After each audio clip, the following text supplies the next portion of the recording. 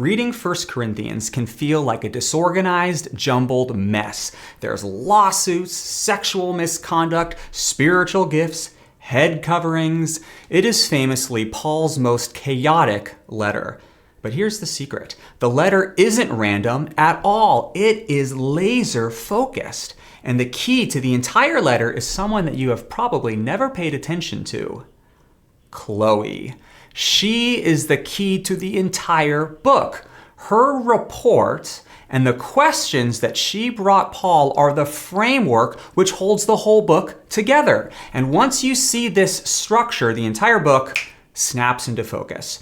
Now, I created this chart to help guide you through the book of 1 Corinthians. You can download it in the description below, then hit subscribe, and let's dive into the fascinating backstory between Paul, Corinth, and the letter's unsung hero, Chloe.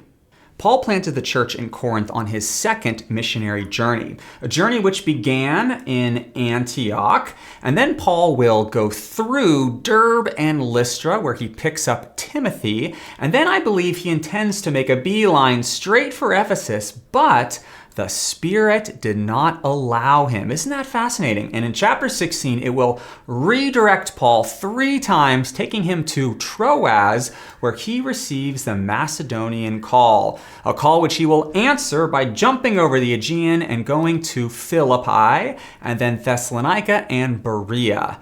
But Paul will be opposed by the Jews in those cities, and so he will jump on a boat again and travel down to Athens. And after a fascinating dialogue in the Areopagus in that city, he will travel overland to Corinth, where he is rejoined by Silas and Timothy. Now, the budding church in Corinth turned out to be not much easier than Philippi and Thessalonica. We read in Acts chapter 18 that Paul attempted to reason with them every Sabbath in the synagogue, but they opposed and reviled him. And Paul, he was ready to get out of Corinth. He's like, I've been here long enough. Let me go down to Crete, maybe over to Ephesus.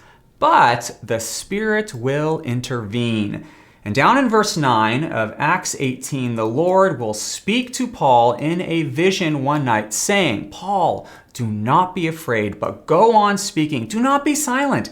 I am with you, for I have many in this city who are my people. And then Paul is going to stay there in Corinth for a full year and 6 months. So Paul had a long history with the church in Corinth. He stayed there longer than any other city to this point, and he wrote more letters to the church in Corinth than any other city.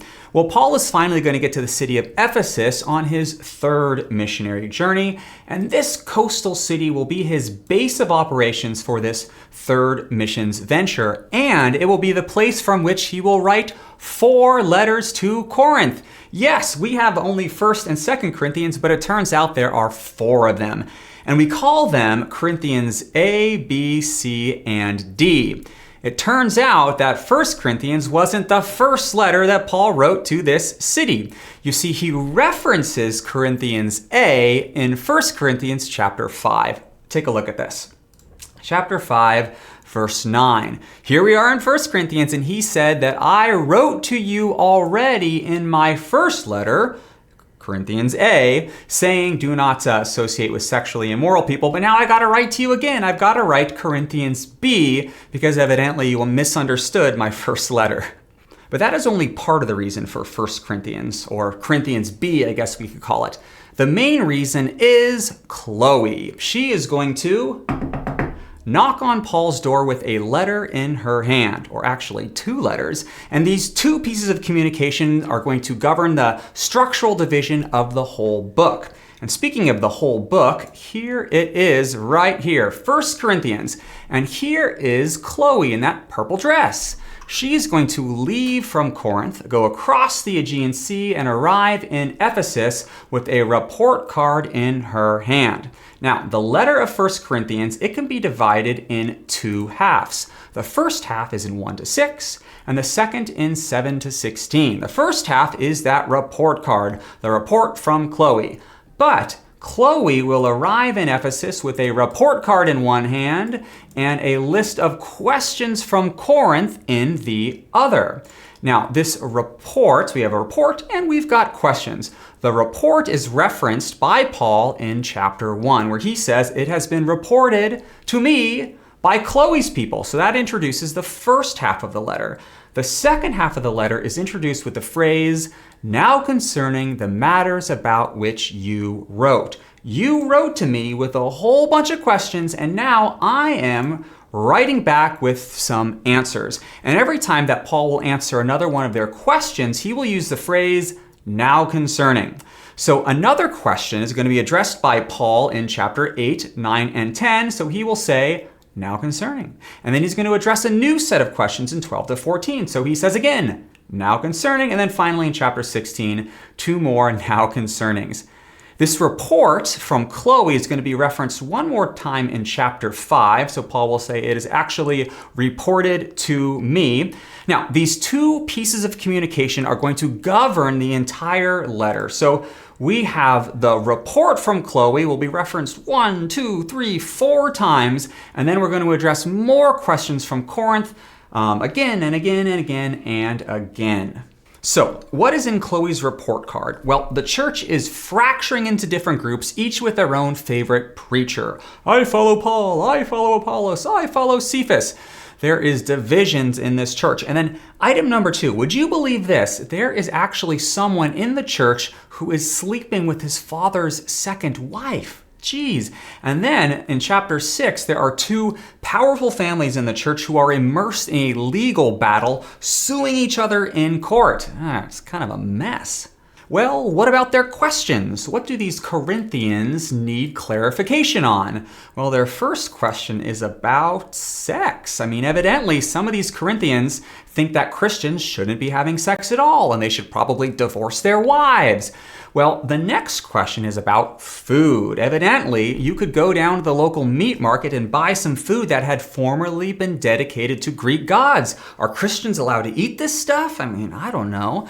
And then down in chapters 12 to 14, the Corinthians want to know about spiritual gifts. I guess some of these guys can speak in tongues and some of them could not.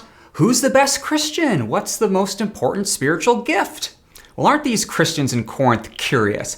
But before Paul gets to their final questions in chapter 16, he's going to return to the last couple items on Chloe's report card, beginning in chapter 11 with that curious practice of wearing head coverings, and then a disturbing abuse that Paul hears about regarding the Lord's Supper, and finally a very important misunderstanding of the doctrine of the resurrection in chapter 15. What holds all this together? All these random subjects in 1 Corinthians? Is there some kind of unifying theme which can explain all of these diverse problems in 1 Corinthians?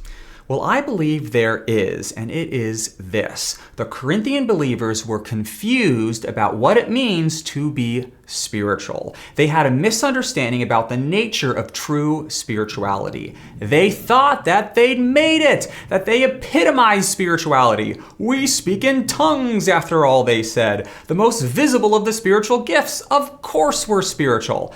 And consider also as further evidence of our spiritual maturity, the great wisdom found in Corinth.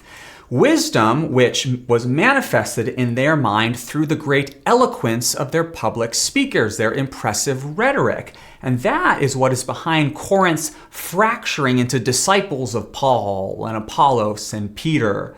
Paul responds to all of this. You think you're wise? You think you're spiritual? You are neither. For as long as there is division among you, and there is plenty of division in Corinth, this proves that you are not spiritual. And he's going to make this argument in chapter 3 directly, where he says, I cannot address you as spiritual people. You are not spiritual, but rather you are of the flesh. For as long as there is jealousy and strife among you, in other words, as long as one of you says, I follow Paul, and the other one says, I follow Apollos, this proves that you are not spiritual, but rather you are merely human, of the flesh. True spirituality, on the other hand, overflows in love, a love which produces unity. Because prophecy is better than tongues, the spiritual gift that you guys idolize, and love is better than both of them. Therefore, Paul's going to say at the end of chapter 12, love is the more excellent way. It is more excellent than tongues, even the tongues of angels. And true wisdom is not found in eloquent words of wisdom. True wisdom is not in lofty speech, but rather it is in Jesus Christ and Him crucified. This is a wisdom of the cross, which is not self-promoting. It is not proud, but rather it is self-denying, inspiring us to surrender our rights as Paul did his. But there's a second implication of the Corinthians' confused spirituality. They devalue the body. Again, mimicking the culture around them, they assumed that the spiritual is what is important and the physical is either evil or irrelevant. And therefore, one group in Corinth, reasoning that because the body is evil, we should limit all bodily activity through fasting or abstinence.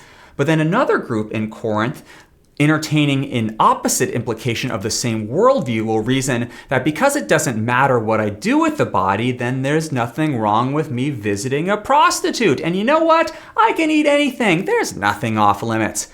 And finally, there are some within Corinth who question whether there would be a resurrection at all. I mean, the body is unclean, it's impure, it's temporal, finite, and clearly unspiritual. Therefore, of course, we're not going to have physical bodies in the spiritual bliss of heaven.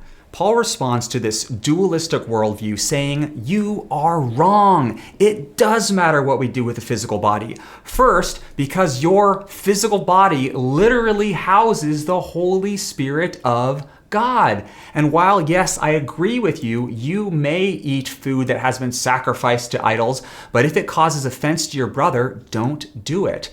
And finally, there will be a resurrection. The body is not evil, it is good because God created it. And one day, God is going to recreate it, not as perishable, but as imperishable, not in weakness, but in power. And we will live and reign with Christ over a new creation and over angels on a new earth forever and ever. These are glorious truths, and they are all thanks to our letter carrier, Chloe. Now, it does seem that Paul spent a lot of time putting out theological fires. I mean, you got Greek philosophy in Corinth and Judaizers in Galatia, and then there's the city of Colossae, which is the perfect mix of both of them. If you want to see how Paul taught that Thanksgiving is the solution to both of these theological problems, you should check out this next video.